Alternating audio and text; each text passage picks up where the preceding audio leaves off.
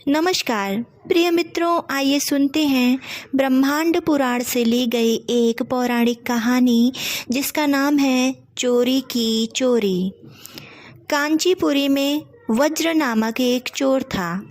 उस चोर का यह नाम विशेष सार्थक था।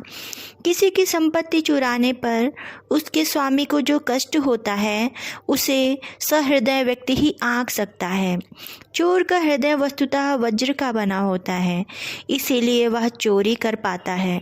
यदि चोर को पर दुख कातरता हो तो वह चोरी करना ही छोड़ दे। वज्र ऐसा ही कठोर हृदय वाला चोर था। वह प्रतिदिन थोड़ा बहुत जो मिलता सब कुछ चुरा लेता था। चुराए हुए धन को वह राजरक्षकों द्वारा पकड़े जाने के भय से आधी रात के समय जंगल में जाकर मिट्टी खोदकर गाड़ देता था।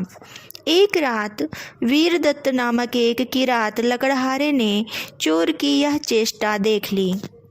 चोर के चले जाने के बाद प्रतिदिन मिट्टी हटाकर संपत्ति में से 10वां हिस्सा निकाल लेता और गड्ढे को पहले की तरह पत्थर मिट्टी से ढक देता था। लकड़हारा चालाक चोर था। वह इस ढंग से चुराता था कि वज्र इसकी चोरी को भांप न सके।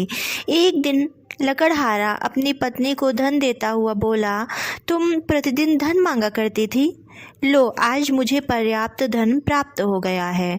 पत्नी ने कहा, जो धन अपने परिश्रम से उपार्जित किया जाता है वही स्थायी होता है, दूसरा धन नष्ट हो जाता है। इसलिए इस धन से जनता के भले के लिए बावली, कुआं आदि बनवाना चाहिए। उसके पति को भी यह बात जच गई। आसपास अच्छे अच्छे कुएं और तालाब थे, इसीलिए उसने दूर देश में एक बहुत बड़ा तालाब खुदवाया। गर्मी में भी उसका जल नहीं सूखता था। तालाब में अभी सीढ़ियां लगानी थी और उसके सब पैसे समाप्त हो गए।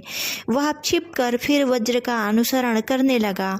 देखा करता था कि वज्र कहाँ कहाँ धन गाड़ा करता है। इस प्रकार दशांश चुराकर उसने तालाब का काम पूरा कर दिया। इसके बाद उसने भगवान विष्णु और शंकर जी के भव्य मंदिर भी तैयार करवाए, जंगल कटवाकर खेत तैयार कराए और उन्हें ब्राह्मणों में वितरण कर दिया। एक बार उसने बहुत से ब्राह्मणों को बुलाकर वस्त्र आभूषणों से उनकी अच्छी पूजा की तथा कुछ ब्राह्मणों के लिए घर की व्यवस्था भी कर दी।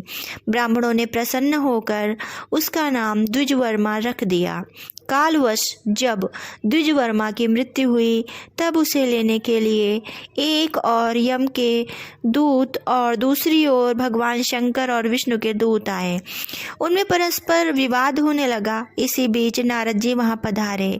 उन्होंने सबको समझाया कि आप लोग कलह न करें, मेरी बात सुने। इस किरात ने चोरी के धन से मंदिर आदि तैयार करवाए हैं, अतः जब तक कुमार्ग से उपार्जित द्रव्य रूप पाप का प्रायश्चित नहीं हो जाता तब तक यह वायु के रूप में अंतरिक्ष में विचरण करता रहे। नारद जी की बात सुनकर सभी दूत वापस चले गए। वह किरात 12 वर्ष तक प्रेत बनकर घूमता रहा। देवर्षि नारद ने किरात की पत्नी से कहा, तुमने अपने पति को उत्तम मार्ग दिखाया है, इसीलिए तुम ब्रह्मलोक जाओ। किंतु किरात की पत्नी अपने पति के दुख से दुखी थी। वह ब्रह्मलोक का सुख तुच्छ मानते हुए रोकर देवर्षि से बोली, मेरे पति को जब तक देह नहीं मिलती तब तक मैं यहीं रहूंगी। जो गति मेरे पति की होगी वही गति मैं भी चाहती हूँ। किराती के धर्मयुक्त वचन सुनकर देवर्षि नारद बहुत प्रसन्न हुए। उन्होंने उसे अपने प्रभाव से इस योग्य बना दिया कि वह शंकर जी की अच्छी प्रकार से आराधना कर सके। उन्होंने बताया कि तीर्थ में स्नान कर कंदमूल फल खाकर अपने पति की सद्गति के लिए भगवान शंकर की पूजा और जप करे। किराती ने अपने पति के लिए शिव की आराधना लगन से की। इस कृत्य से उसके पति के चोरी का सारा पाप धुल गया। फिर अपने पुण्य के बल से दोनों पति पत्नी को उत्तम लोक प्राप्त हुए। द्विजवर्मा गाढ़पत्य पद पर प्रतिष्ठित हुआ। वज्र चोर तथा कांची के सभी धनी जिनका इस कार्य में द्रव्य लगा था, सब परिवार स्वर्ग चले गए।